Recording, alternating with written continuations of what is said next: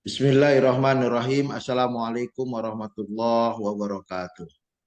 Waalaikumsalam warahmatullahi wabarakatuh. Alhamdulillah wassalatu wassalamu ala Rasulillah la nabiyya ba'dah. Syukur kita pada Allah Subhanahu wa taala. Tak terasa akhirnya kita sudah berada di penghujung dari perkuliahan tafsir tematik komunikasi Islam yang diadakan setiap hari Jumat, yang berbeda dari subuh menjadi jam 7.30 sampai jam 9.30. Mudah-mudahan ilmu yang didapat bermanfaat dan Amin. menjadi keberkatan bagi siapapun yang mengamalkannya. Amin ya Rabb. Di amal jariah bagi kita yang mendengar dan menyampaikannya. Amin. Salawat dan salam kita sampaikan kepada Nabi Muhammad Sallallahu Alaihi Wasallam. Uswatun kita, teladan kita yang diturunkan kepadanya kitab suci Al-Quran sebagai pedoman dalam kehidupan kita, pedoman dalam berkomunikasi, pedoman dalam berdakwah, pedoman dalam menjalani kebahagiaan di dunia menuju kebahagiaan. Allahumma sholli wa sallim wa barik alaih. Tuan-tuan, bapak-bapak, ibu-ibu, saudara-saudari, mahasiswa S3, komunikasi penyiaran Islam.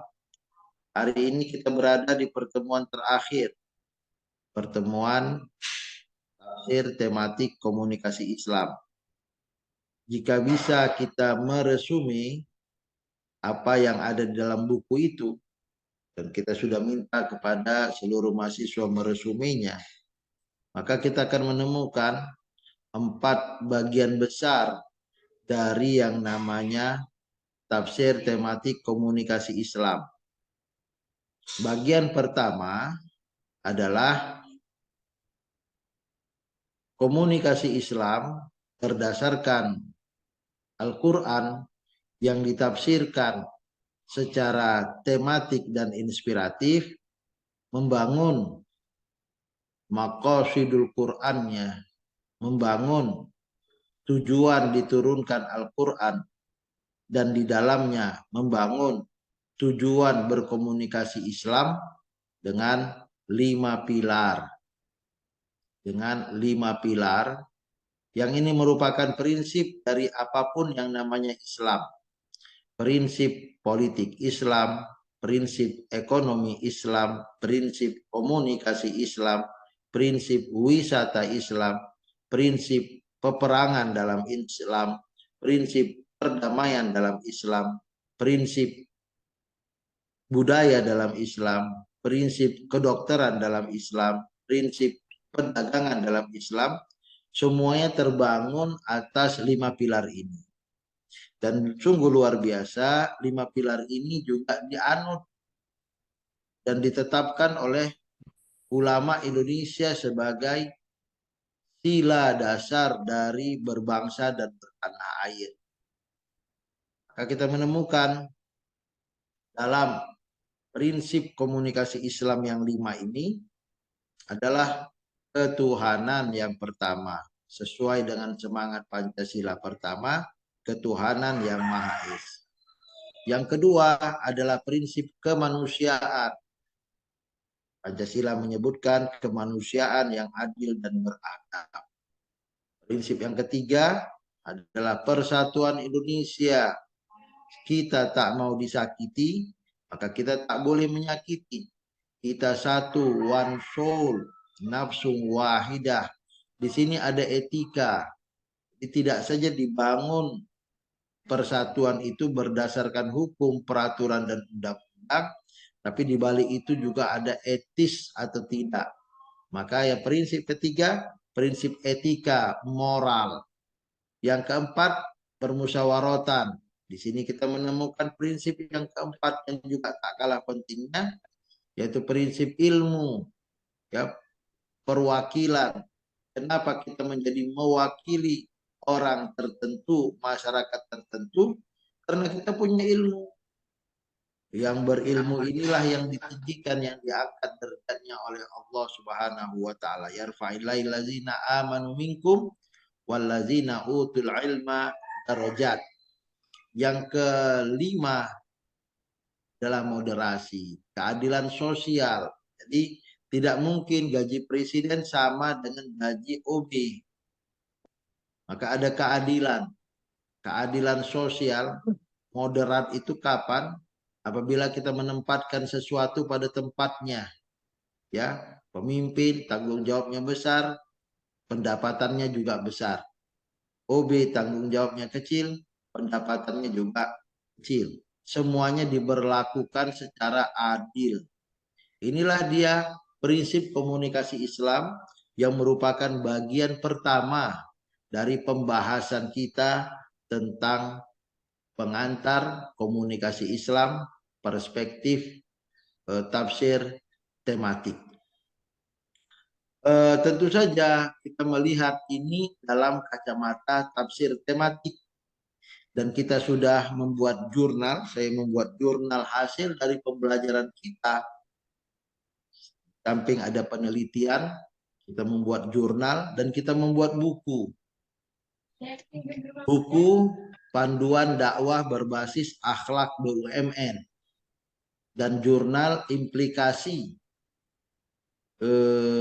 materi dakwah berbasis akhlak BUMN pada mahasiswa doktor komunikasi penyiaran Islam Fakultas Dakwah dan Komunikasi Universitas Islam Negeri Sumatera Utara.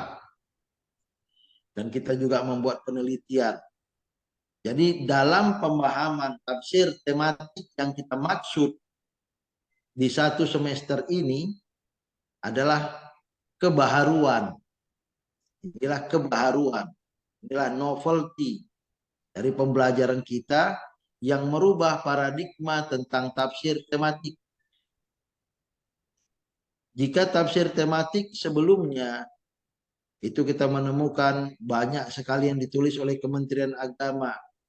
Air dalam Al-Quran, seksiologi dalam Al-Quran, hewan dalam Al-Quran, tumbuh-tumbuhan dalam Al-Quran, perspektif Al-Quran dan sains, atau komunikasi dalam Al-Quran, perspektif tafsir tematik, dan berbagai macam permasalahan sosiologi, HAM dalam Al-Quran, perspektif tafsir tematik. Itu semua berbeda dengan yang kita pelajari dalam tafsir tematik inspiratif satu semester ini. Apa kebaharuannya? Jika selama ini dipahami satu tema, kemudian dicarilah di dalam Al-Quran ayat-ayat yang beragam dari berbagai surat. Dari Al-Fatihah sampai An-Nas, dicari semua ayat yang beragam itu untuk kemudian digodok dan diolah menjadi tema-tema kecil dan kemudian disebutkanlah tafsir tematik. Jadi ada tema besar, dibuat sub-sub tema, yang subtema ini didapati dari berbagai ayat dan surat di dalam Al-Quran. Itulah yang dilakukan oleh Kementerian Agama yang mengikuti apa yang dilakukan oleh ulama-ulama Timur Tengah yang bersumber pertama kali dari Syekh Abdullah Hayy Al-Farmawi yang mempromosikan tafsir tematik seperti ini. Nah, namun yang kita lakukan ini adalah model baru yang disponsori pertama kali oleh Muhammad Al-Ghazali dalam bukunya Nahwa Tafsir Mawdu'i di Suwaril Quran. Ini dia kebaharuan, bukan baharu benar-benar baharu sekali, tidak juga. Saya mengikuti gaya beliau, di mana beliau mengupas surat Al-Fatihah dari awal sampai akhir dalam satu tema, Al-Baqarah dari awal sampai akhir dalam satu tema, Ali Imran dari awal sampai akhir dalam satu tema, dan berujung di An-Nas. Itu buku beliau, Profesor Dr. Muhammad Al-Ghazali, Allah yarham. Bapak-bapak, ibu-ibu yang dirahmati Allah, ketika kita menyebutkan Al-Ghazali, itu ada dua.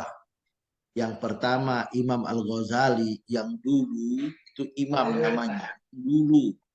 Yang menulis Ihya Ulumuddin itu Imam Al-Ghazali.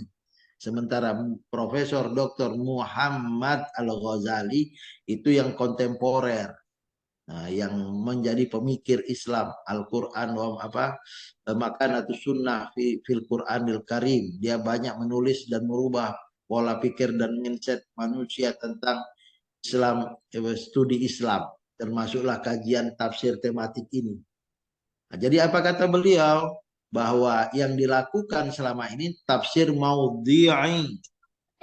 Jadi manusia yang menempatkan tema. Tafsir maudhu'i itu tafsir manusia yang mengikuti tema Allah. Yang kita lakukan begitu. Misalnya dalam tafsir kita menemukan misalnya surat Al-Baqarah. Misalnya saja ya, saya tidak lihat bukunya ini. Ayat 135, ya di situ ada temanya, maka kita kaitkan dengan 136 atau ke bawah 137 atau kita ke atas 134. Jadi 134, 35, 36 atau 135, 36, 37. Itulah tematik yang kita lakukan sekarang ini. Itulah dia asli apa yang diinginkan Allah. Itulah dia inti dari pembelajaran kita. Kita bukan ayatisasi. Apa ayatisasi? Apa kata orang? Coba cari ayatnya. Itu ayatisasi. Tapi sebenarnya apa yang diinginkan Allah, maka kita kaitkan bagaimana memahami keinginan Allah tentang ketuhanan misalnya. Jadi kita tidak melihat apa kata dunia tentang Tuhan. Kita ambil misalnya surat Al-Ikhlas. Di situ ada bagian Qul huwallahu ahad, bahwa Allah itu esa itu bagaimana? Nah, karena ada orang yang memahami esa itu bukan eka. Esa itu bisa lebih dari dua. Esa itu artinya kuasa, eka artinya satu. Jadi dalam pemahaman Indonesia, ketuhanan yang Maha Esa itu boleh Tuhan itu 5. Selama dia berkuasa. Karena Esa bukan Eka. Eka. Jadi kalau ketuhanan yang Maha Eka, nah itu baru Al-Wahid. Tapi ketuhanan yang Maha Esa, itu bahasa Arabnya Al-Qadir. Tuhan yang Maha Kuasa. Dan itu nggak harus wahid. Namun Islam memahami ketuhanan yang Maha Kuasa itu, Esa itu, ya Eka. Setelah dia surah Al-Ikhlas. Bagaimana memahaminya? Kita tidak lompat ke sana kemari. Surah Al-Ikhlas dipahami dengan surah Al-Fatihah, dipahami dengan surah Al-Baqarah. Tidak.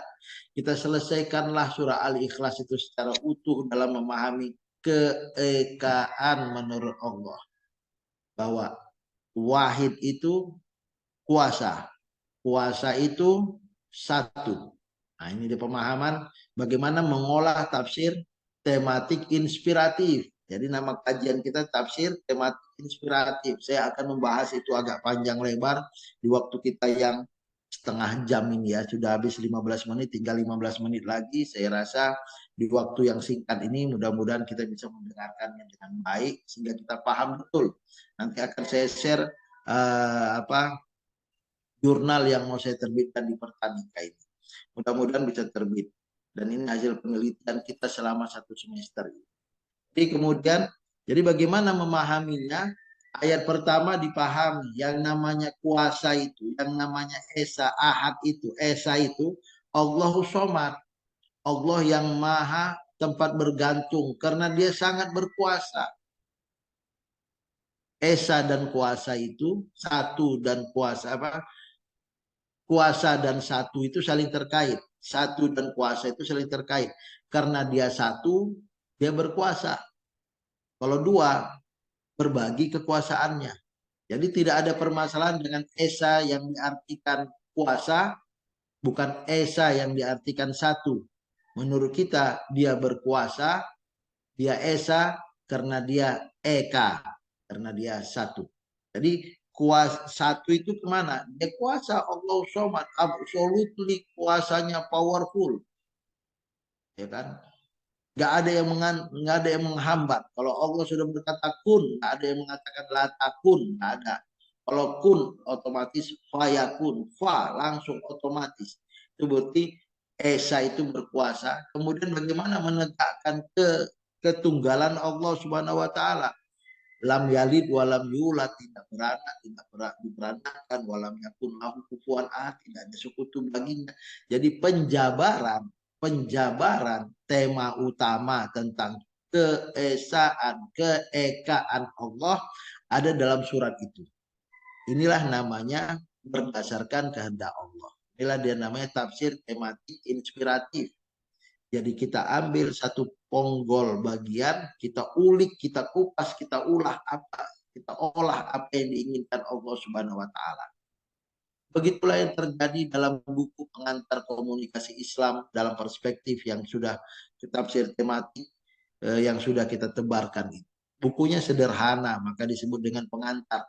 Tapi di pengantar yang sederhana ini menjadi bermanfaat kalau bisa kita implementasikannya. Maka dalam jurnal saya sebut implementasi materi dakwah, ya, berakhlak BNN berakhlak akhlak BNN pada mahasiswa doktor S3 komunikasi penyiaran. Maka apa yang kita pelajari berikutnya tentang ketuhanan, bagaimana memahaminya, kemanusiaan dan seterusnya, itu tidak lepas dari itu. Kemudian kita berpindah kepada norma-norma, etika-etika dalam berkomunikasi. Ada etika positif, ada etika negatif. Karena etik ini, akhlak itu bisa akhlak karimah, bisa akhlak mazmumah. Ada akhlak yang baik, ada akhlak yang buruk, ada etika yang baik, ada etika yang buruk. Jadi etika ini bisa baik, bisa buruk. Maka dalam komunikasi pun itu, dan kita belajari bagaimana 6 kaulan. Tapi sebenarnya apakah kaulan itu sampai 6 saja yang positif? Ternyata tidak. Nah, kita juga menemukan kaulan salima, ya, kaulan seperti salamun kaulan min rabbir rahim, ya, salamun kaulan min rabbir rahim. Ada kaulun salam, ya, kaulan salama. Nah, itu juga bagian yang ketujuh. Ada banyak tentu saja kaulan yang diambil 6. Jadi 6 ini sekedar contoh, bukan hanya 6, tidak.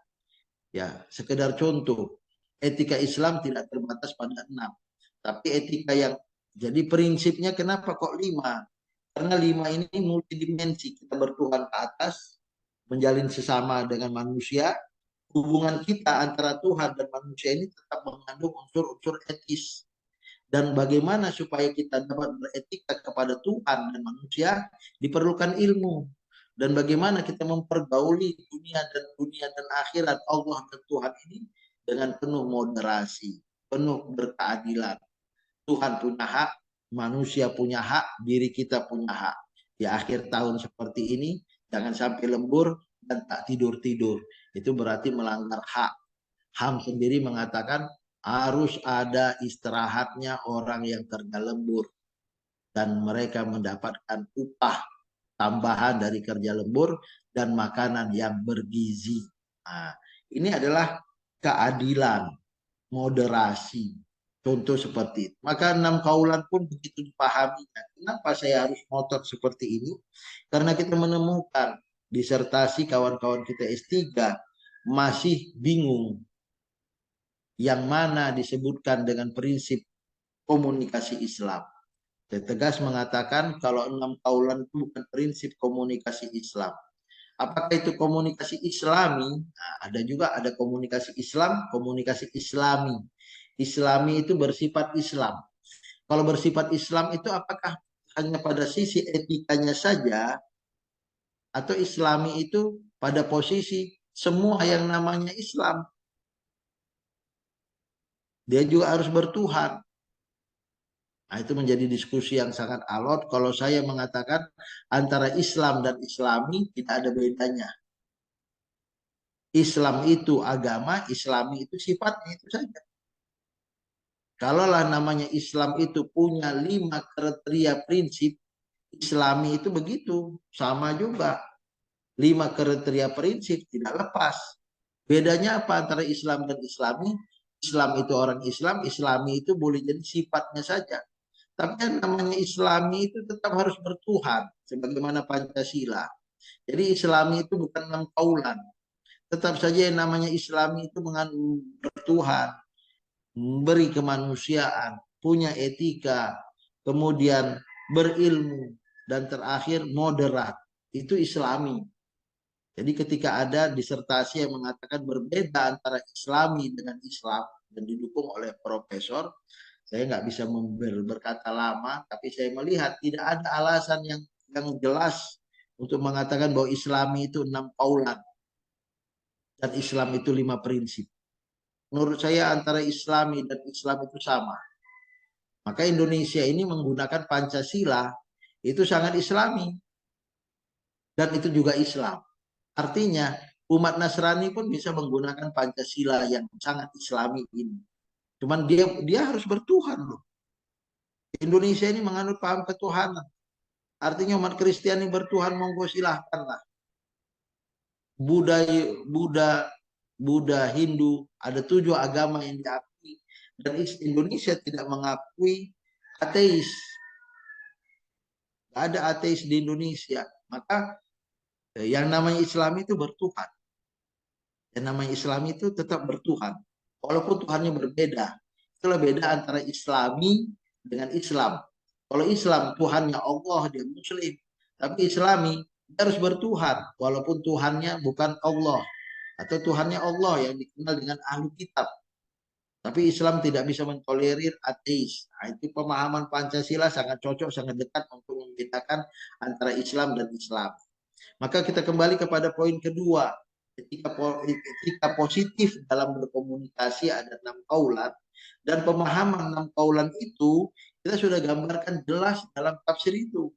Apa itu? Bagaimana Allah berkata tentang zatnya, tentang keinginannya. Maka kita carilah misalnya surat apa tadi? Al-Baqarah 135, kita kaitkan dengan 136, 137. Kemudian kita kupas. Walaupun saya tulis di buku itu ada 5, tapi dalam diskusi kita selama ini bisa sampai 10 kita dapat. Itulah dia keinginan Allah yang ada di dalam ayat-ayat yang berunut. Yang kita pahami Allah tidak mungkin salah letak. Kenapa diletakkannya ayat 5, kemudian ada ayat 6, ada ayat 7? Karena 5, 6, dan 7 pasti saling terkait. Dengan kekuatan munasabah. Munasabah ya, keterkaitan antara satu ayat dengan ayat yang lain. Inilah prinsip tafsir tematik inspiratif itu. Dan kekinian ya, kekinian. Tuan Puan, Bapak Ibu yang bisa terhormat, bisa kita baca nanti di jurnalnya. Begitu juga dengan komunikasi negatifnya, ya, dan ini bukan sekedar enak didengar, tapi bagaimana dalam rangka menyambut pilpres ini jangan sampai saling menghina, surah Al-Humazah, jangan saling mengolok, surah Al-Hujarat atau surah An-Nur, jangan sampai menebarkan hoak, al-ifki. Nah, itu menjadi hal-hal sangat penting dalam berkomunikasi supaya tidak terjadi hal-hal yang tidak diinginkan. Apa yang tidak diinginkan? Semua pahala kita pindah kepada orang yang kita caci, kita maki. Dan semua dosa dia pindah kepada kita. Jangan sampai orang yang rajin sholat, puasa, zakat, haji masuk neraka karena caci maki. Inilah dia bahaya komunikasi negatif itu. Tidak saja ini tercela dan tercacat secara moral, tapi juga ini tercela dan tercacat secara tempat kita di akhirat. Yaitu kita dilayakkan Allah di neraka. Jadi komunikasi Islam bukan sekedar basa-basi, tapi komunikasi mulut kita ini punya konsekuensi. Fal yakul khairan aw liyasmut. Waktu kita tinggal 5 menit lagi. Dan terakhir bagaimana komunikasi pembangunan ya. Nah, itulah tambahan revisi saya di jilid yang kedua. Mudah-mudahan semua sudah mendapatkan buku yang sudah saya titipkan ke kosmanya masing-masing. Di waktu yang terakhir saya katakan ada beberapa tugas kita. Yang pertama pembuatan jurnal ya. Yang kedua resume. Nah, kenapa saya minta resume? Supaya kita paham. Dari resume ini kita akan melangkah untuk semester 2, 3, 4, 5, 6, 7 sampai pembuatan disertasi. Ini adalah titik poros dari namanya komunikasi penyiaran Islam. Al-Quran adalah poros tengahnya itu. Kalaulah kita tidak memahami Al-Quran, maka komunikasi Islam yang dibangun selanjutnya adalah rapuh dan cepat runtuh. Maka ini menjadi pembelajaran yang sangat penting untuk meresumi. Walaupun mungkin agak sedikit sering dengar ataupun mungkin agak sedikit jarang mendengar karena sinyal yang kurang bagus atau tak sempat masuk karena kesibukan yang tak bisa di, digantikan. Yang kedua dari tugas kita adalah jurnal ya. Mudah-mudahan semua orang sudah mensubmit. Saya tidak minta banyak-banyak, cuma disubmit saja. Cuman tolong kalau sudah dapat berita bahwa sudah masuk, sharekanlah ke kita. Mungkin boleh jadi 1 tahun berikutnya baru terbit. Atau bahkan 2 tahun berikutnya. Wallahu alam terbit enggak. Tapi kalau di reject bisa dimasukkan ke tempat yang lain. Sambil ikuti semua. Seperti kata Profesor Usep, alhamdulillah beliau sudah jadi profesor. Kalau misalnya disuruh untuk merevisi, revisilah. Karena memang itulah namanya jurnal yang bagus. Walau kita sampai sudah setua apapun, seprofesor apapun, terkadang pihak editor jurnal itu harus merevisi, memberi catatan untuk revisi. Dan itu hal yang lumrah. Yang ketiga tugas kita apa?